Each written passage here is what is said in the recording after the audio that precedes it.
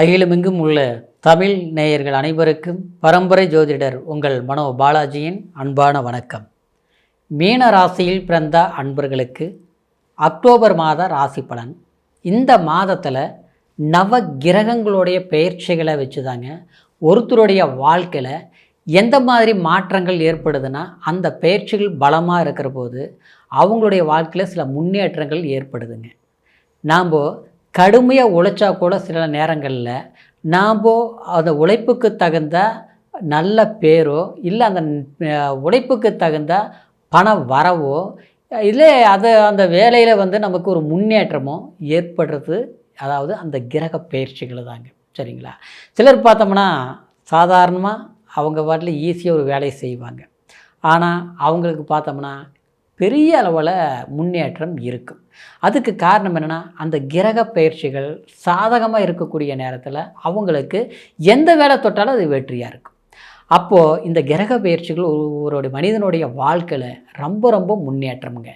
மீன ராசிக்கு இந்த அக்டோபர் மாதத்தில் நமக்கு கிரக பயிற்சிகள் சாதகமாக இருக்குதா அப்படின்னு பார்த்துட்டோம்னா, உங்களுடைய ஜென்மத்தில் சனி பகவான் என்னென்னா 4ஆம் இடத்துல குரு 19ஆம் தேதி 5ஆம் இடத்துக்கு பயிற்சி ஆகிறாருங்க.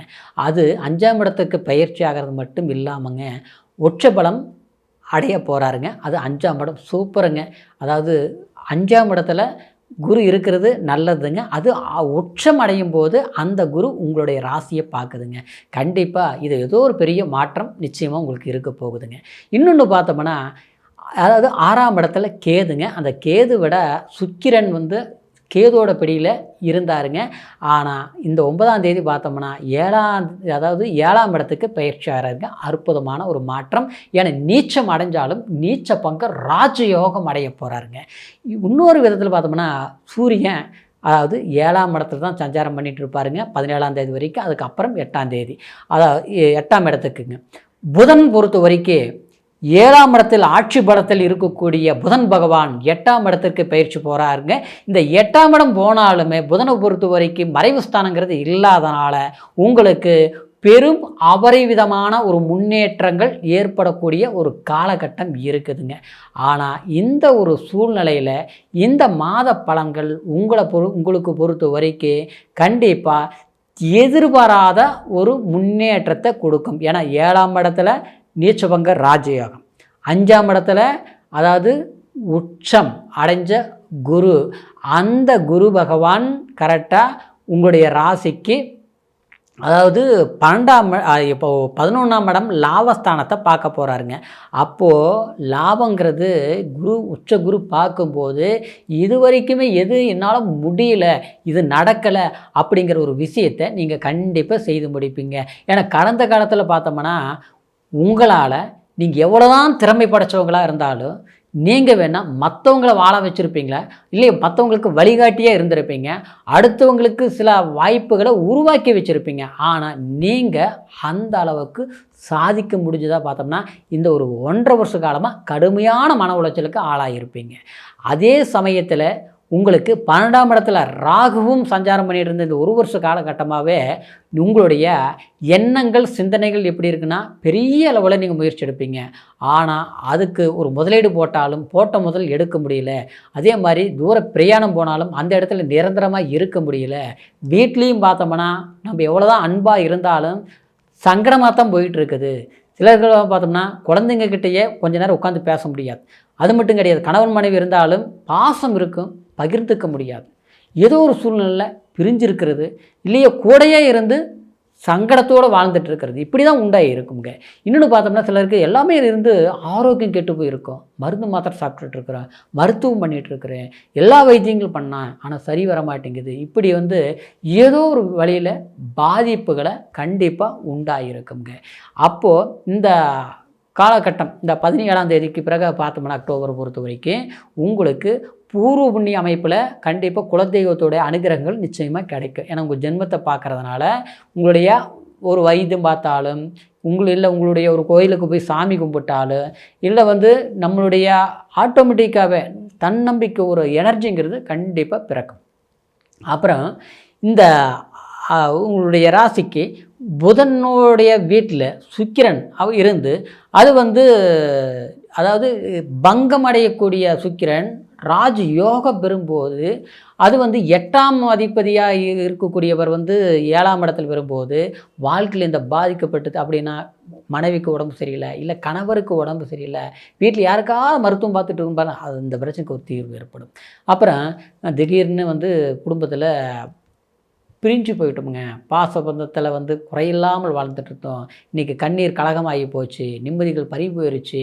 எல்லாத்துக்கும் காரணம் என்னென்னா யாரோ ஒருத்தர் எல்லாமே குழப்பம் பண்ணி விட்டுட்டாங்க, எங்களை வந்து தப்பாக புரிகிற மாதிரி மற்றவங்க தவறான கருத்துக்களை சொல்லி குடும்பத்தில் நிம்மதி கெட்டு போச்சு. அப்போ இந்த மாதிரி சூழ்நிலை இருக்கும்.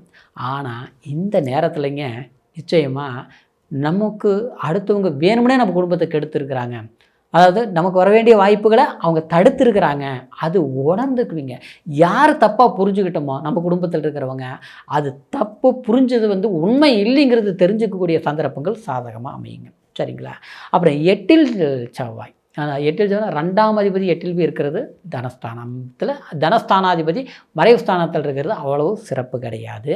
ஆனால் அதே நேரத்தில் உங்களுக்கு பாக்யாதிபதியே ஆகிய, அதாவது பாக்கியஸ்தானம், நமக்கு ஒரு நல்லது நடக்கக்கூடிய இடமும் அந்த செவ்வாய் தான் மீனராசிக்காரருக்கு.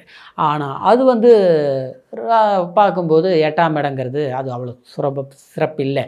அதனால் அதாவது மற்றவங்கள நம்பி இறங்கிறது, ஒரு வேலையிலையோ ஒரு உத்தியோகம் வாங்கி கொடுக்குறேன், நான் அங்கே வாங்க நான் பார்த்துக்கிறேன், இங்கே இடத்துல நான் வேலை வாங்கி கொடுக்குறேன், அப்புறம் வந்து எனக்கு எல்லாம் இந்த டியூட்டி எல்லாமே நான் அற்புதமாக தெரியும், நான் ரொம்ப அனுபவசாலி, இதில் நீங்கள் முதலீடு போடுங்க நான் வேலை செஞ்சுக்கிறேன் அப்படின்ட்டு நம்மக்கிட்ட உங்ககிட்ட வந்து சொல்லுவாங்க. சரிங்களா? கடன் வாங்கி அங்கே வாங்கி இங்கே வாங்கி அவங்கக்கிட்ட கொடுத்துருப்பீங்க, நட்டமாகி போச்சு, கடன்காரன் ஆகிட்டோம். இன்றைக்கி நம்மளை கஷ்டப்படுத்தி, அதாவது நம்மளை வச்சு அவங்க வாழ்ந்துக்கிட்டாங்க, நாம் வாழல. இது வந்து இந்த மாதிரி நெருக்கடிகளை சிக்கியிருந்து பார்த்தீங்களா, அதில் வந்து திடீர்னு ஒரு ஆதாயம் பிறக்கும். அன்னைக்கு பட்ட கஷ்டத்தில், அன்னைக்கு பட்ட நம்ம அவமானத்தில் இன்றைக்கி வந்து நமக்கு ஒரு வாய்ப்பு கிடைச்சிருக்கு அப்படிங்கிற ஒரு திடீர் அதிர்ஷ்டங்கள் நிச்சயமாக அது வரும். ஆனால் புதிய முதலீடு போட்ட தொழில் பண்ணுறதுல இந்த நேரத்தில் வேண்டாம், அது கண்டிப்பாக ஆகாது. சரிங்களா? அப்புறம் 12ஆம் இடத்துல ராகு சஞ்சாரம் பண்ணிகிட்டு இருக்கிறதுனால நீங்கள் என்ன செய்யணும்னா, அதாவது முன்னோர்கள் அப்படின்னா இந்த தர்ப்பணம் கொடுக்கறது அதை பண்ணலாம். அப்புறம் ஜீவ சமாதிகளுக்கு, அதாவது சித்தர்கள் வாழ்ந்த இடங்களுக்கு போய் பிரார்த்தனை பண்ணிட்டு வர்றது, மலையேறி சாமி கும்பிட்றது. சரிங்களா?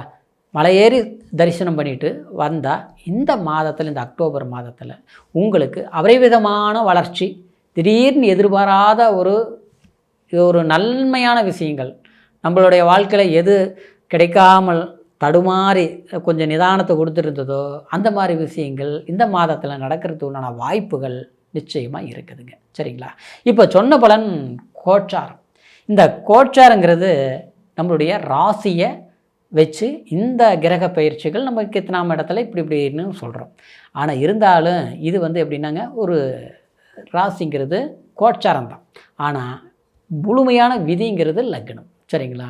அந்த லக்னத்துக்கு உங்களுடைய ராசியில் இப்போ லக்னம் வேறையாக இருக்கும். சரிங்களா? இதே லக்னமாக இருந்தால் ஓகே, பிரச்சனை இல்லை. ஆனால் வேறு லக்னமாக இருந்ததுன்னா உங்களுடைய ஜாதகத்தை நீங்கள் பார்த்துக்கணும். ஏன்னா லக்னத்தில் எந்த தசாபுத்தி நடக்குது அது ஜாதகத்தில் தான் தெரியும். அந்த தசாபுத்தி எந்த அளவுக்கு பலம் பெற்ற திசை அப்படிங்கிறது, அதுக்கு உண்டான பலன்கள் எப்படி நடக்குங்கிறது ஜாதகத்தில் தான் நம்ம தெரிஞ்சுக்க முடியும். அப்படிங்கிறதுனால உங்களுடைய ஜாதகத்தை ஒரு முறை சிறப்பாக பார்த்துக்குங்க. பார்த்துக்கிட்டு புதிய முயற்சிகள் எடுங்க. இந்த அக்டோபர் மாதத்திலிருந்து மென்மேலும் வளர்ச்சி அடையணுங்கிற ஒரு வாழ்த்துக்களோட அடுத்த பதிவில் சந்திக்கிற வரைக்கும் நன்றி, வணக்கம்.